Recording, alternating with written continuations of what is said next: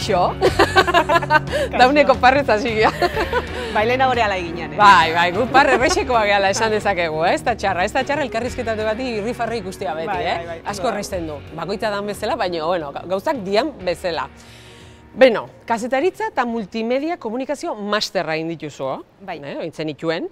Eta pixka bat mundu horretan zabiltza, komunikazioa, ikusentzunezkoan, zabalago ere hitzein dezakegu.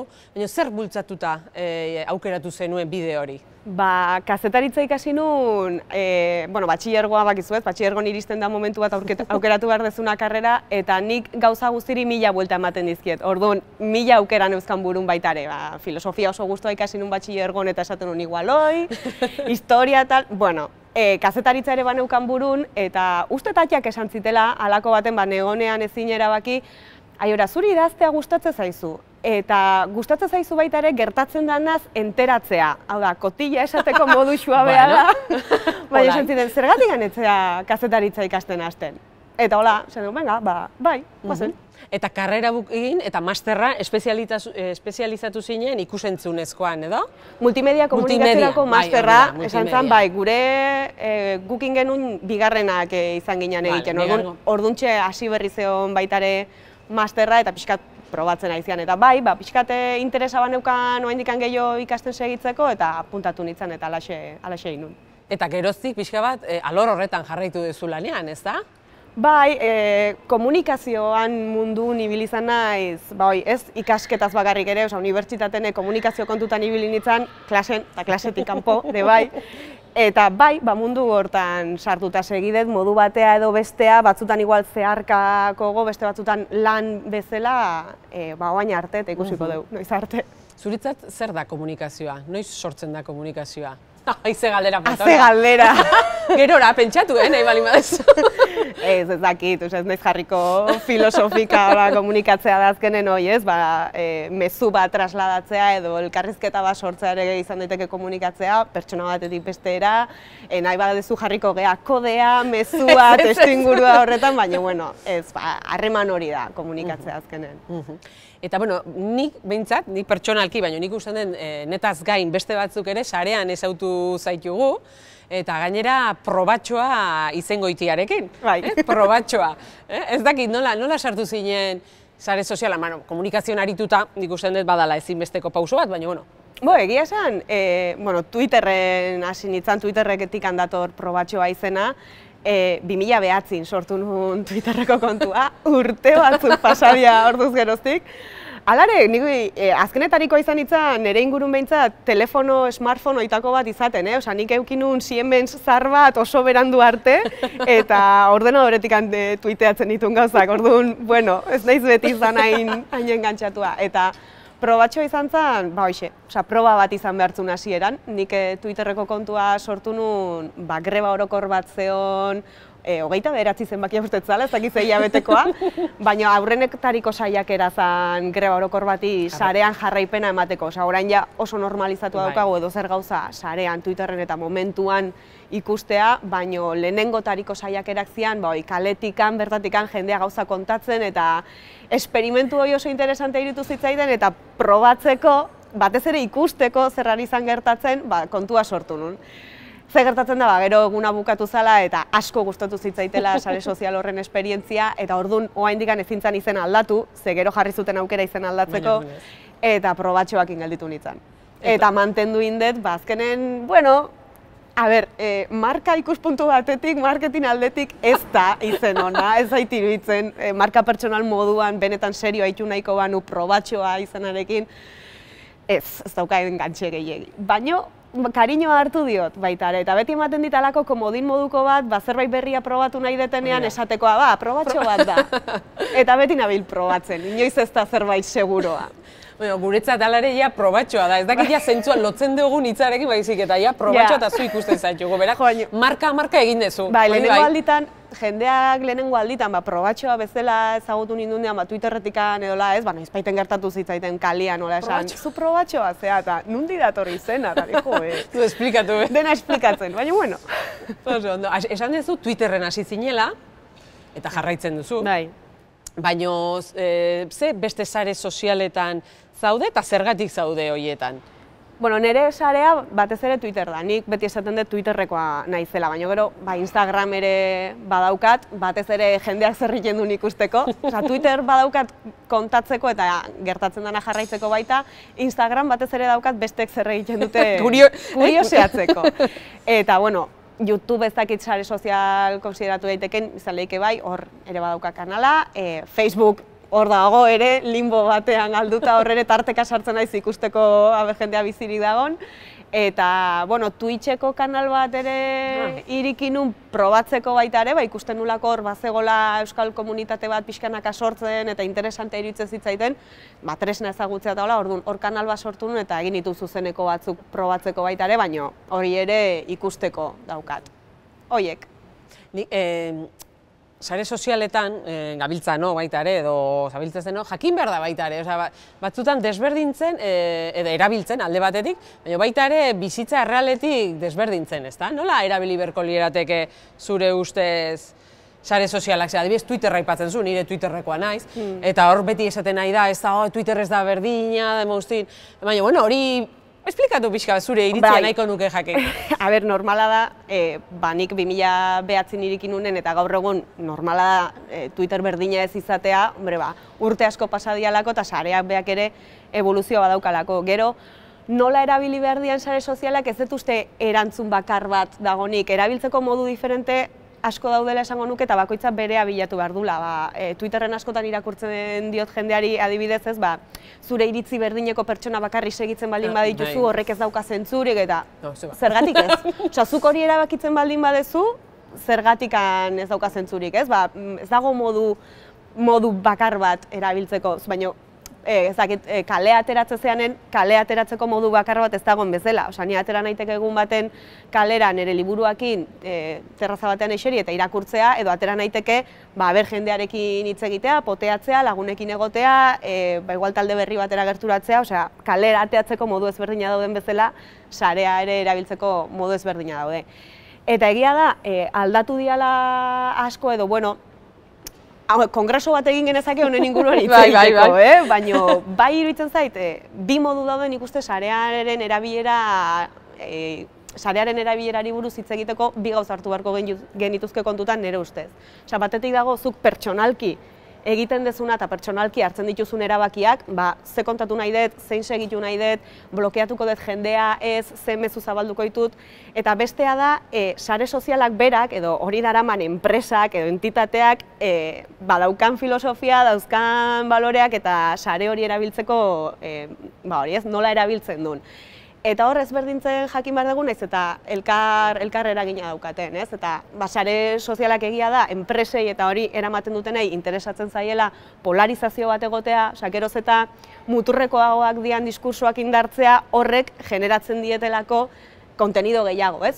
Txio polemiko bat baldin badago, horrek generatzen du zarata gehiago eta jende gehiago sartzen da elkarrizketan eta hori enpresarentzat berarentzat onuragarria da. Baina hori oso arriskutsua da, ze horrekin etortzen zaizkigu diskurso batzuk matxistak izan daitezkenak, LGTBI-fobikoak izan daitezkenak, euskararen aurkakoak izan daitezkenak, ez? Horrek sortzen du zarata bat eta errentagarria da hori enpresarentzako. Hor sartzen da guk erabiltzaile bezala hartzen dugun erabakia. Kontziente izan behar dugu hori hola dela eta saiatu behar geha jokatzen horren arabera. Badakit ez ala erresa, ze gero, eta ni ere hori izan naiz hortan, ikusten dugu indignatzen gaitun txio bat, eta denok jutegea arrapaladan esatea, begira ze indignantea da. Pertsona zintzo askok ematen diote oi hartzuna merezi ez duten mezu oso itxusiei. Eta uste dut hor badaukagula lan handi bat egiteko, azkenean bukatzen dugu hori, altaboz gratuitoak izaten oso mezu itxusiei. Eta ez esan nahi, mezu itxusi horiek ez dutenik kontramezurik behar. Importantea da konfrontazio hori sortzea, baina ez zuzenean mezu horietara joz. Beste diskurso batzuk eraiki behar dira. Eta hor usten dut, hausnartu behar dugula pixka bat. Batez ere hor, esan nahi dut, eztabaida eta iritzi polarizazioa Twitterren ematen da, ezta? Nik Twitter ezagutzen dut. Instagramen ez dut uste ematen da nik hainbeste argazki bati erantzuteko edo baitare? Nik esate izute ez naiz gehiegi biltzen Instagramen, baina bai ikusten da jende uholdeak zuzenean argazkietan komentatzera mezu itxusiak edo argazkiak salatzea edo ez dakize, esango nuke egoten dela. Bueno, eta gero dago, diskurso jakin batzun eta eskuin muturreko talde batzuek eta dauzkaten estrategiak precisamente hori egiteko, botak sortzea, Twitter kontu faltsuak sortzea diskurso batean eragiteko gezurretik, eta gauza asko daude, entorno hostil xamarra izan daitekela irudikatzeko, baina nik uste importantena dela zu konstiente izatea hortaz eta terreno hortan zabiltzala jakitea, eta pixka bat eztea hortan eta horren arabera hartzea zuk ere zure erabakiak. Euskal komunitatea nola ikusten duzu sare sozialetan? Ez dakit, segun sare soziala ere imaginatzen dut. Esate izut, Twitterren esango nuke badagola euskal komunitate bat, baino gehiago. Twitterren bai gertatzen da ez dagoela euskerazko konversazio bakar bat. Ez dago euskal jende guztia zerbait gai berdinari buruz hizketan. Zu egon zaitezke Twitterren eta derrepente euskerazko txio batzuk ikusi, eta ez zulertu zertaz aidean. Eta hori zoragarria da, esan nahi du elkarrizketa paralelo pila badaudela, eta ez dagoela komunitate bakar bat, baizik eta hola, bakoitza bere komunitatetxoan elkarrizketa paraleloak ematen, eta nik ulertu ditzaket batzuk eta beste batzuk ez. Horrek esan nahi du, badagoela nahikoa jende eta badagoela nahikoa aniztasun, ez? Hori zoragarria iruditzen zait. Gainontzekoetan, YouTubeen adibidez, YouTubeen euskerazko bideoak egiten eta ez dago halako komunitaterik, Twitchen badago saiakera bat eta badaude sortzaile batzuk ia egunero ibiltzen dianak euskerazko edukia egiten eta hor ere sortzen dira elkarrizketa interesanteak, eta gero Instagram eta TikTok eta hauek pixka bat apartego geratzen zaizkit. Eta zuk ezagutzen dezunetikan, emakumeen papera, oda pixka bat, badakizu, umapek adibidez bai neurtzen dula Twitterreko zerrendak egiten ditu, eta hori dana, komunitate hortan, emakumeok, genero ikuspegian, nolakoa? Aurregon ikusi nion txio bat, Aintzane Muguruzari oso okerrez baldin banago esatezuna, begiratu, ustet beak ere beste norbaite hartu ziola, baina nik bere txioa gogoratzen dut. Begiratu zure azken 20 bertsioak eta esan zenbat emakume bertsiotu dituzu, kenduta talde kontuak edo olakoak, ez? Zenbat emakume bertsiotu dituzu. Eta sartu nintzen nire bertsiotan eta hasi nintzen behiratzen eta esan nun, ostras, hemen badago gabezi bat, egia da nik ere egin ariketatxoi pentsatzeana bisibilitate aldetikan eta igual neronek ere konturatu gabe ez detela egiten ariketa hoi. Beste gai batzutan egiten dut, batzutan badaudelako korronte batzuk nahi gabe arrastratzen zaituztenak bide batetikan, ez? Nei adibidez bai gertatzen zait Espainiar agendara bideratzen hauen korronte bat badagola, jarraitzen ditutelako kontu batzuk gaztelerazkoak, eta hola, eta orduan hortatikan bai ateratzen saiatzen naiz euskal mundura pixka bat gehiago ez nazan arrastratu hainbeste, ez? Baina emakumearen bisibilitatearena ez neukan hainbeste sartuta eta hausnarketa interesantea iruditu zitzaiten. Eta arrazoiekin eta hola ez nahi sartuko, ez dakit esaten, baina gizartearen isla izan daiteke, beste hainbat ere mutan bezala. Alare batzutan sarean gertatzen dena, ez da, ematen du iritzi orokorra dela, ez da, eta batzutan sarea hauaidikan ez da inbestekoa ere. Euskal komunitateari dagokionez ari naiz, Eta gainea, zure sarea da bat, nire sarea da bestea, beste norbaitena da bestea, zuk pasa dezakezu egun osoa zure Twitterreko kontuari engantzatuta eta pentsatu dezakezu ez dakit zer, gertatu den ez dakit zer, dela gaurko munduko arazorik larriena, baina gero ateratzen zeanen eta lagun batzukin juntatzen zeanen ez dute entzun ere egin horri buruz. Zuri gertatzen zaizu? Gertatu izan zait, pentsatzea, ostras, hau izugarria da eta nola da posible eta hola, eta gero atera eta hau entzun dezu eta denak, ze? Ez da errealitatea, baina aldi berean orduan, errealitatea ez da bat eta bakarra, eta egia da ere, igual kaleko konversazioa markatu dezakena, baldin bada, zer kontatu duen gaur teleberriak, edo zer irakurri duen Gipuzkoako egunkaririk salduenean, horre ere, badaude realitatez berdinak. Zalantzeka, dena da erlatiboa. Nik behintzat ezagutu nuen youtuber euskaldun lehenengo youtuberra izan zineazu. Nola iritsi zinean pauso hori ematera? Esan duzu Twitterrera iritsi zela, baina gero egin zenuen youtubereko bidea? Askoz ere berandugo, Twitterreko kontua 2009koa da eta YouTubeko lehenengo bideoa 2017koa. Eta hau izan zen, bueno, nik ikusten nun, niri gustatzen zitzaizkiten asko formatu hortako bideoak, ez, youtuber bezala ezagutzen zianak, eta esaten nun, nik hau euskeraz entzun nahi dut, eta entzun nahi dut hemengo jendea bere gauza kontatzen, eta ez, gertuagokoa. Pasanon urte bete inguru, nire inguruko mundu guztiari esaten, baten bat animatze ote zan, zeratik ez animatzen YouTubeko bideo bat egitea, ez, zu oso ona zea ez dakit zertan. Eta mundu guztiaren erantzuna zan, eginzuk, ez, oso erantzun logikoa da, eginzuk. Eta egia da, orduan, nahi amorrazio handia ematen dit, jende mota horrek beti esaten duna, hau egin beharko litzateke, hau egin beharko litzateke, hau ere bai, baina gero egiteko garaian inoiz ez daukaten aukerarik, denborarik edo gogorik. Orduan, esan honen, egia da, nik ere egin dezakedan zerbait da, eta holaxe animatu nintzen, eta parte hori komunikazioa gustatzen zait, orduan, probatxo moduan hasi nintzen. Beste probatxo bat. Gogoran duzu zein izan zen lehenengo bideoa, zeri buruzkoa da? Bai, gainean ere hasiera bastante akzidentatua izan zen. Konkiz saioko parte hartzaile bati buruz egin un bideo bat, nahiko asarretuta, bertan esaten zitunak lotxagarrik iruditzen zitzaizkitelako, eta proba moduan, koinzidituzun etxean bakarrik nengola, denbora neukala eta kamera neukala, orduan proba moduan bideo bat egin nun, birala bihurtu zen, orduan nire lehenengo bideoak dauzka 80.000 ikustaldi, nire gainontzekoek noski ezetz, baino izan zen oso, zuke gela batea sartu nahi dezu isil-isilik inor molestatu gabe hankapuntetan, eta derrepente dauzkazu 10 foko zuri begira, eta mundu guztia dago hoi gertatu zitzaiten pixkat. Orduan, hasiera akzidentatu xamarra izan zen, baina zorionez baita ere adin batekin egin nuen hasiera hori, eta sareak pixka bat ezagutuz, orduan hori gestionatzeko ere, baneukan beste buruaz.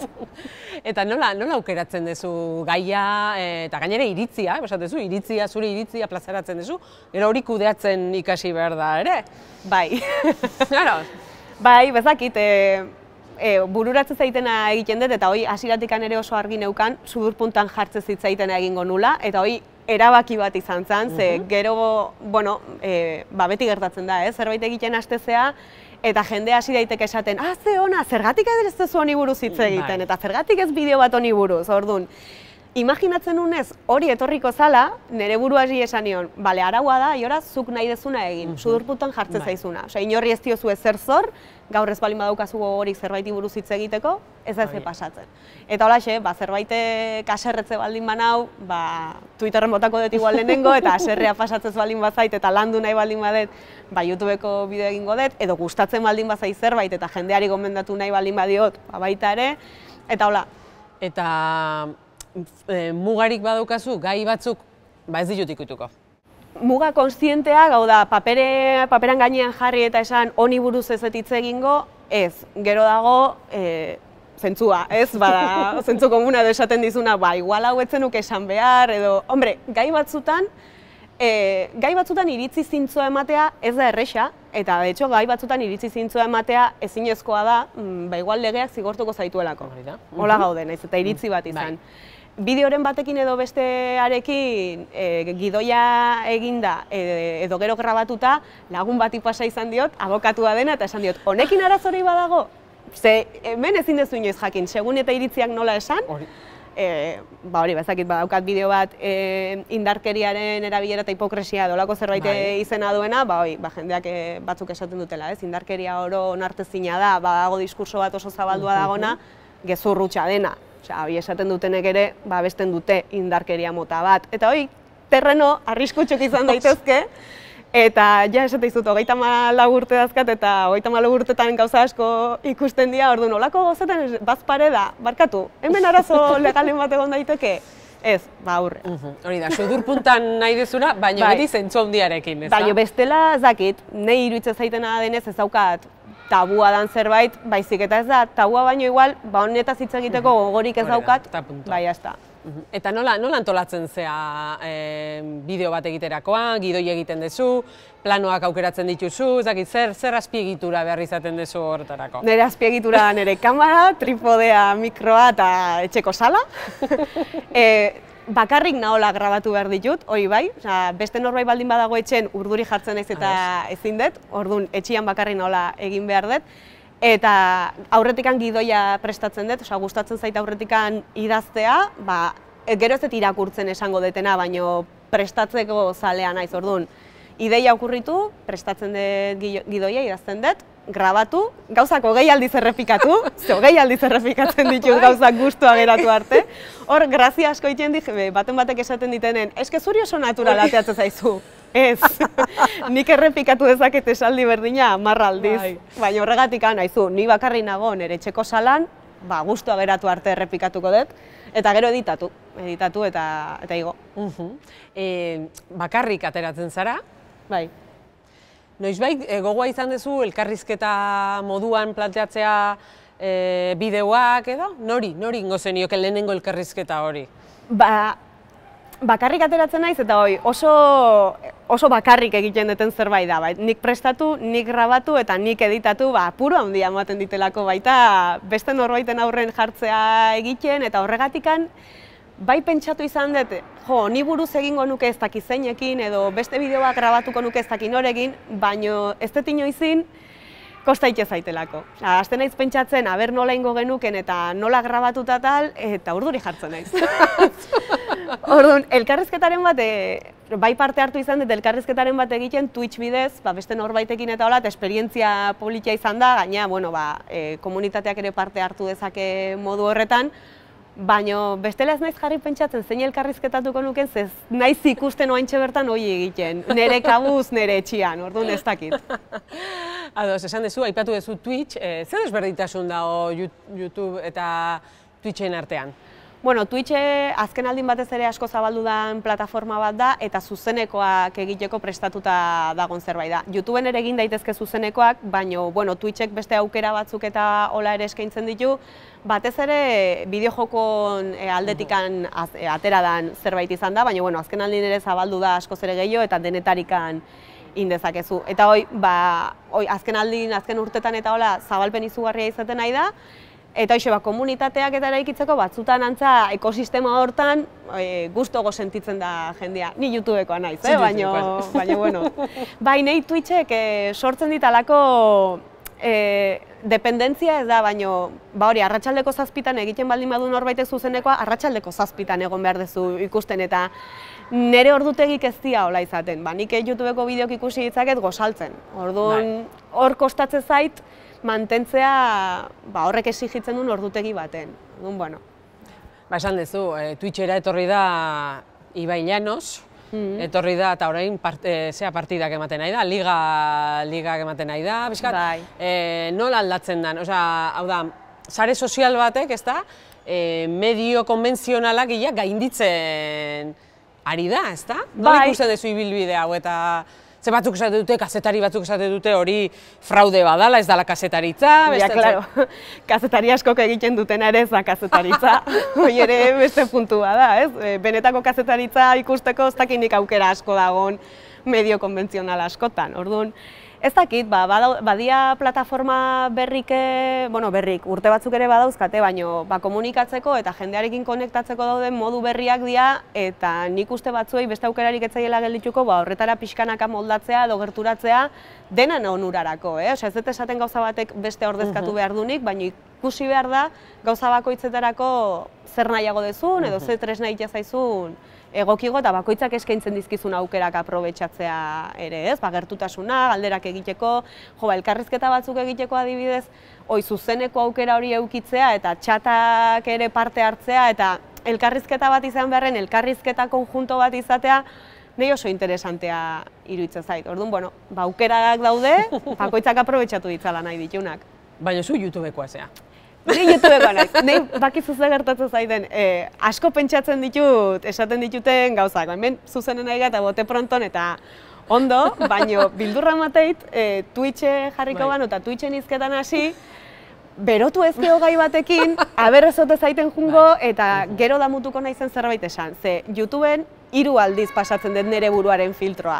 Lehenengo eskema edo prestatzen dut, gero esan egiten dut eta gero nire burua editatzen dut. Orduan, esan duten zerbaitekin ez baldin banago konforme, 3 aukera dauzkat hori fintzeko.